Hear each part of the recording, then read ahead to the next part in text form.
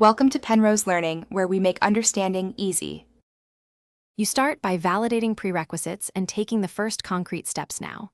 Set up a CUDA environment and install the specific PyTorch and CUDA versions the course requires. This avoids runtime errors later. Once done, clone the course repository and open the first notebook so you can run code immediately. Make sure to enroll in the Nvidia course and link any GPU credits. That unlocks labs and datasets. Do these actions in one sitting to build momentum and reduce friction. Now move into the core modules and focus on hands-on execution.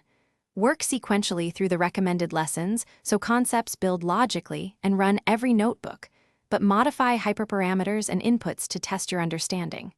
Use small datasets for quick iteration, then scale up.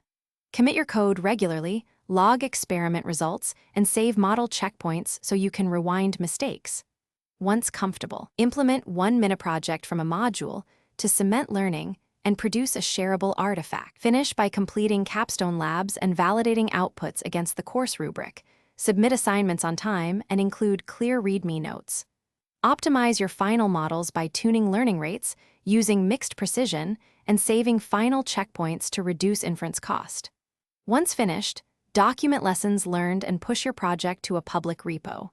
If something breaks, a key troubleshooting step is to confirm CUDA and PyTorch versions match and reinstall GPU drivers. That often resolves kernel or device errors quickly.